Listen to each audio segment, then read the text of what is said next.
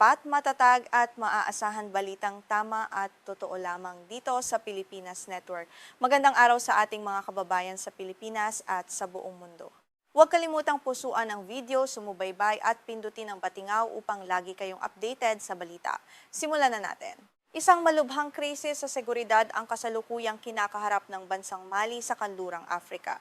Ayon sa mga ulat, nagsanib puwersa ang mga rebeldeng kaalyado ng Al-Qaeda at ang mga separatistang grupo upang paigtingin ang kanilang mararahas na pag-atake laban sa militar ng pamahalaan.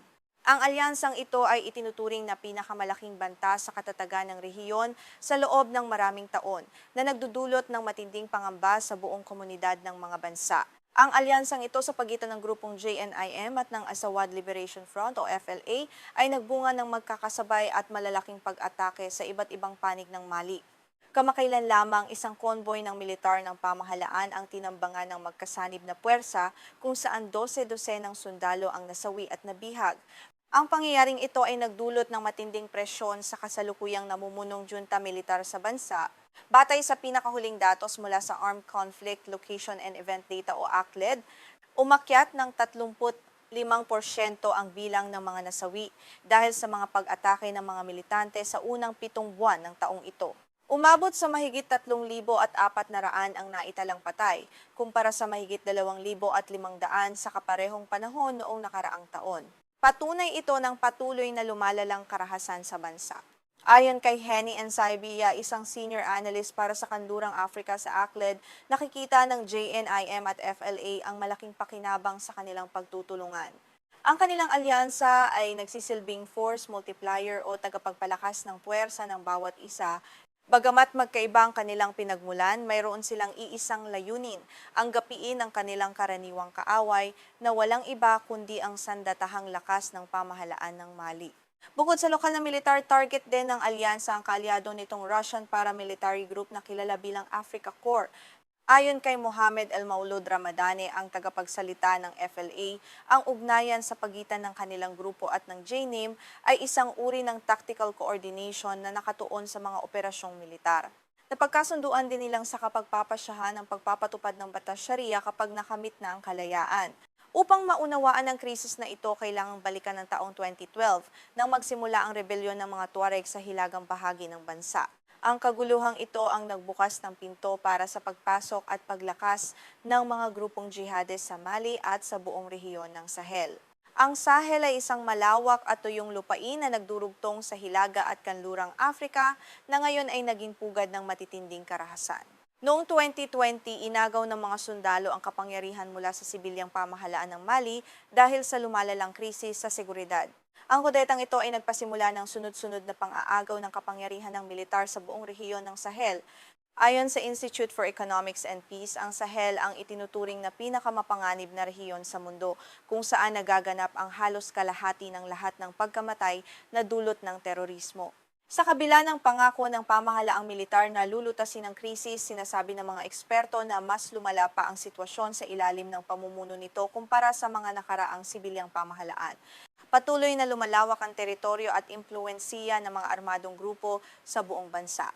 Ngayon, ating hihimayin ang iba't ibang grupong sangkot sa digmaang ito upang mas maunawaan natin ang kanilang mga motibo at layunin. Unahin natin ang Jamaat Nusrat al-Islam wal Muslimin o JNIM. Ito ang pinakamalakas at pinakamapanganib na armadong grupo sa rehiyon ng Sahel at isa sa pinakamalalaking kaalyado ng Al-Qaeda sa buong mundo. Nabuo ang JNIM noong 2017 matapos magsanib ang 4 na magkakahiwalay na grupong may kaugnayan sa Al-Qaeda sa Mali. Isa sa mga pangunahing layunin nito noon ang palayasin ang mga tropang Pranses mula sa bansa. Ang JNIM ay pinamumunuan ni Iyad Agali, isang veterano ng rebelyong Tuareg at dating diplomat ng Mali. Sa ilalim ng kanyang pamumuno, nagsasagawa ang grupo ng mga operasyon sa malaking bahagi ng Hilaga, Timog, Kanluran at gitnang bahagi ng bansa. Noong nakaraang taon, nagpatupad pa ang grupo ng blockade o pagharang sa pag-angkat ng gasolina na nagdulot ng matinding kakulangan sa supply ng langis sa kabiserang Bamako. Hindi lamang sa Mali aktibo ang JNIM. Mayroon din itong malakas na presensiya sa mga karatig bansa tulad ng Niger at Burkina Faso. Bukod dito, patuloy nitong pinalalawak ang mga operasyon patungo sa mga baybaying bansa ng kanlurang Afrika. Dahil dito napilitan ng militar ng Mali na ikalat ang mga sundalo nito sa napakalawak na teritoryo na nagpahina sa kakayahan nitong lumaban sa iba't ibang bahagi ng bansa. Bukod sa aspektong militar, sinusubukan din ng JNIM na ipakita ang sarili bilang isang alternatibo at lehitimong pamahalaan sa mga mamamayan. Ayon kay Beatrice Bianchi, isang tagapayo sa seguridad, unti-unting pinalalawak ng JNIM ang impluwensiya nito sa mga lokal na komunidad. Ang grupo na ang nagpapatupad ng batas sa mga lugar kung saan mahina o tuluyang walang presensiya ang mga institusyon ng pamahalaan. Ang ikalawang pangunahing grupo ay ang Azawad Liberation Front o FLA na itinatag lamang noong 2024. Ang grupong ito ay nakikipaglaban para sa kalayaan ng hilagang bahagi ng Mali na tinatawag nitong Azawad. Ang FLA ay binubuo ng iba't ibang separatistang grupo ng mga Tuareg. Ang kanilang pakikibaka ay nag-ugat pa noong dekada 60 matapos lumaya ang Mali mula sa pananakop ng France. Noong 2012, idineklara ng isang koalisyon ng mga Tuareg ang kalayaan ng Azawad na nagpasimula ng isang rebelyong sinuportahan din ng mga militanteng Islamista. Nagkaroon ng kasunduang pangkapayapaan sa Algeria noong 2015 na pansamantalang nagpahinto sa labanan. Subalit noong 2024, tinapos ng pamahalaang militar ng Mali ang kasunduan dahil sa muling pag-init ng tensyon. Ito ang nagbunsod sa mga rebeldeng grupo na magkaisa at itatag ang mas malakas na FLA. Samantala, naroroon din ang Islamic State Sahel Province o ISSP. Ito ang sangay ng grupong Islamic State o ISIS sa rehiyon ng Sahel, na buong ISSP mula sa mga tumiwalag na miyembro ng Almorabiton na isa sa mga grupong tumulong sa pagtatatag ng JNIM. Bagamat mas maliit ang puwersa nito kumpara sa JNIM, kilala ang ISSP sa mararahas nitong operasyon, partikular na sa rehiyon ng Menaka, malapit sa hangganan ng Niger. Noong 2022, opisyal na kinilala ng pamunuan ng Islamic State ang katapatan ng ISSP. Kabaligtaran ng JNIM na sumusubok na makuha ang suporta ng publiko sa pamamagitan ng diplomasya, gumagamit ang ISSP ng tahasang dahas at pananakot upang magtatag ng isang Islamic Caliphate. Madalas ding magsagupaan ng JNIM at ISSP dahil sa agawan sa teritoryo at magkaibang interpretasyon ng kanilang mga paniniwala. Upang tapatan ang mga banta ng mga rebeldeng ito, humingi ng tulong ang pamahalaang militar ng Mali sa Russia. Noong 2022, pinalayas ng hunta ang mga tropang Pranses at tinapos ang ugnayan nito sa mga tradisyonal na kasosyo sa kanluran. Unang pumasok ang Wagner Group bilang kinatawan ng Russia, ngunit kalaunan ay pinalitan ito ng Africa Corps, isang opisyal na paramilitary group na nasa ilalim ng Ministry of Defense ng Russia. Ang Africa Corps ay direktang nakikipaglaban kasama ng hukbo ng Mali laban sa mga rebelde. Gayunpaman, nahaharap ang grupong ito sa matitinding akusasyon ng paglabag sa karapatang pantao at pang-aabuso sa mga sibilyan sa mga lugar ng labanan. Sa kabila ng mga kontrobersyang ito, nananatili itong pangunahing sandigan ng pamahalaang militar upang mapanatili ang kontrol sa mga estratehikong rehiyon ng bansa. Bukod sa Africa Corps, mayroon ding mga lokal na milisyang sumusuporta sa pamahalaan ng Mali. Kabilang dito ang mga milisyang Dozo na binubuo ng mga dating mga ngaso na ngayon ay armado na, pati na rin ang ilang grupong Tuareg tulad ng Gatia at MSA. Gayunpaman, ang katapatan ng mga grupong ito ay pabago-bago. Isang halimbawa ang grupong Dan na Ambasagu na dating kakampi ng pamahalaan ngunit ngayon ay itinuturing na ring banta. Ang nagpapatuloy na krisis sa Mali ay nagpapakita ng isang komplikadong hamon sa seguridad na hindi lamang nakaaapekto sa bansa, kundi pati na rin sa buong rehiyon ng Sahel at maging sa iba pang bahagi ng mundo. Habang patuloy na nag-aagawan sa kapangyarihan ng mga terorista, separatista at militar, ang mga mamamayan ang patuloy na nagdurusa dahil sa kawalan ng kapayapaan. Biglang ipinatigil ni dating Pangulong Donald Trump ang isang napakalaking plano ng militar ng Amerika na salakayin ang Iran. Ang hakbang na ito ay nagdulot ng gulat sa buong mundo dahil ang nasabing pag-atake ay inilarawan bilang pinakamalaki at hindi pa kailanman naisagawa sa kasaysayan ng makabagong pakikidigma mula noong ikalawang digmaang pandaigdig.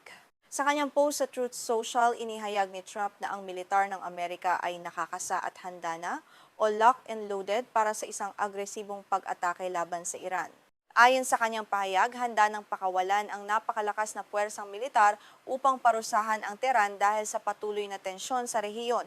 Ang deklarasyong ito ay nagdulot ng malaking pangamba sa agarang pagsiklab ng isang mas malawak na digmaan. Gayunpaman, sa huling sandali bago pakawalan ang mga bomba, nagpasya ang Washington na bawiin ang naturang desisyon. Ayon kay Trump, ginawa ang hakbang matapos direktang makiusap sa kanya ang pamahalaan ng Iran at ang iba pang mga bansa sa gitnang silangan. Humingi umano ang mga ito ng karagdagang panahon upang bigyang daan ang diplomatikong pakikipag-usap at makabuo ng isang mas komprehensibo at permanenteng kasunduan. Sa ilalim ng iminumungkahing bagong kasunduan na binanggit ni Trump, inaasahang bubuksan kaagad at ng buo ang Strait of Hormuz para sa pandaigdigang kalakalan.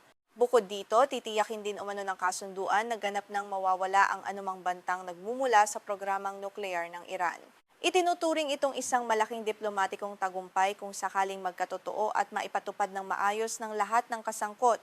Idinagdag pa ni dating Pangulong Trump na kabilang din ang Israel sa mga bansang nangakong tatalima sa kasunduang ito upang maiwasan ang malawakang digmaan sa rehiyon.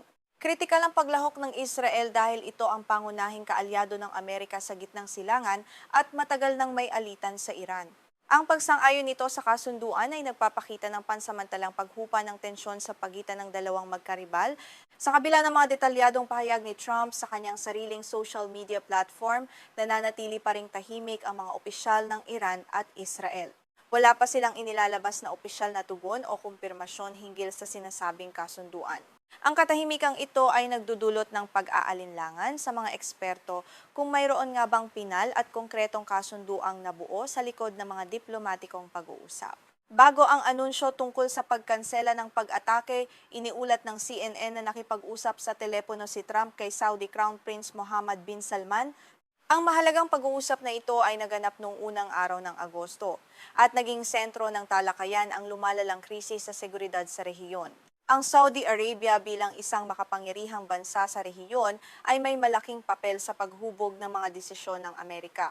Sa naturang tawag sa telepono, muling binigyang diin ni Crown Prince Mohammed bin Salman ang matinding pagnanais ng Saudi Arabia na mapababa ang tensyon sa rehiyon. Nagpahayag din siya ng malalim na pagkabahala sa plano ng Amerika na magsagawa ng malawakang pag-ataking militar laban sa Iran. Ayon sa kanya, ang gayong aksyon ay maaaring magbunga ng hindi masukat na pinsala sa ekonomiya at seguridad ng buong rehiyon. Habang nagaganap ang mga lihim na negosasyon, patuloy din ang mabilis na pagkilos ng mga bansang tagapamagitan tulad ng Qatar at Pakistan. Nagsisikap ang mga bansang ito na pigilan ng tuluyang pagsiklab ng digmaan sa pamamagitan ng pakikipag-ugnayan sa mga opisyal ng Amerika at Iran. Layunin nilang mapanatiling bukas ang mga linya ng komunikasyon upang maiwasan ang anumang maling kalkulasyon ng magkabilang panig. Ang pangunahing layunin ng mga tagapamagitan sa kasalukuyan ay makamit ang isang kasunduan sa pagitan ng Iran at Oman. Ang kasunduang ito ay magbibigay daan sa muling ligtas na paglalayag ng mga barko sa Strait of Hormuz na isa sa pinakamahalagang daanan ng langis sa buong mundo. Ang anumang pagkaantala rito ay maaaring magdulot ng matinding krisis sa enerhiya at mabilis na pagtaas ng presyo ng langis sa Pilipinas. Sa kabilang banda, hindi naging madali ang palitan ng mga mensahe sa pagitan ng mga bansa sa rehiyon.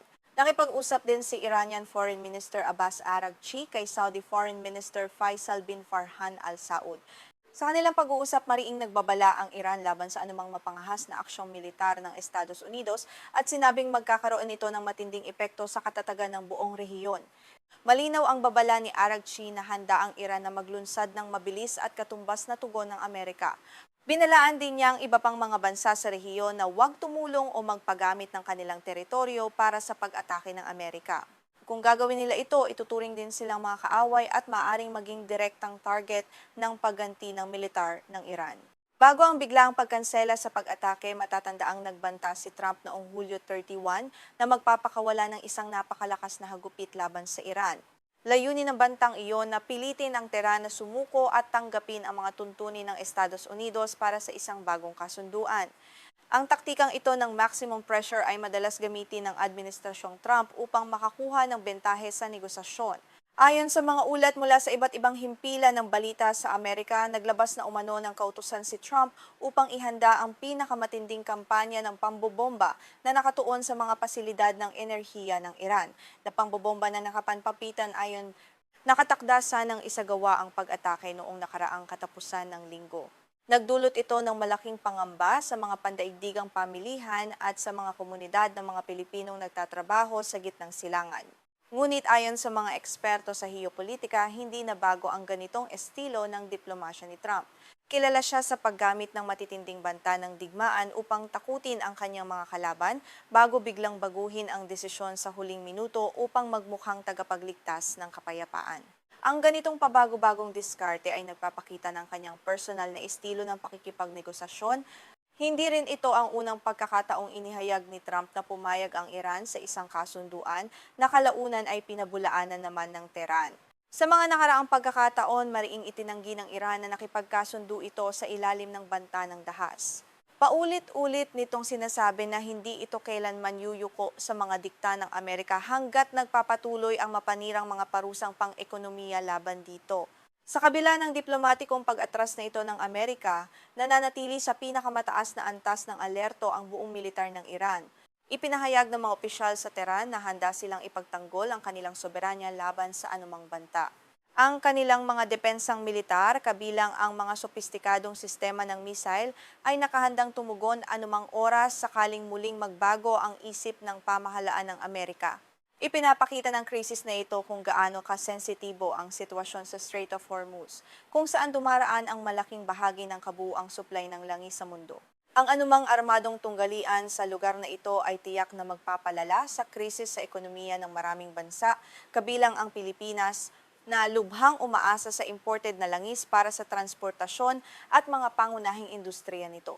Sa ngayon, bagamat pansamantalang naiwasan ng malawakang digmaan na nanatiling lubhang marupok ang kapayapaan sa rehiyon, naghihintay pa rin ang buong mundo ng mga opisyal na pahayag mula sa iba pang mga bansang kasangkot upang mapatunayan kung ang sinasabing kasunduan ay talagang magiging permanente o isa lamang pansamantalang paghupa ng tensyon bago ang susunod na yugto ng matinding labanan.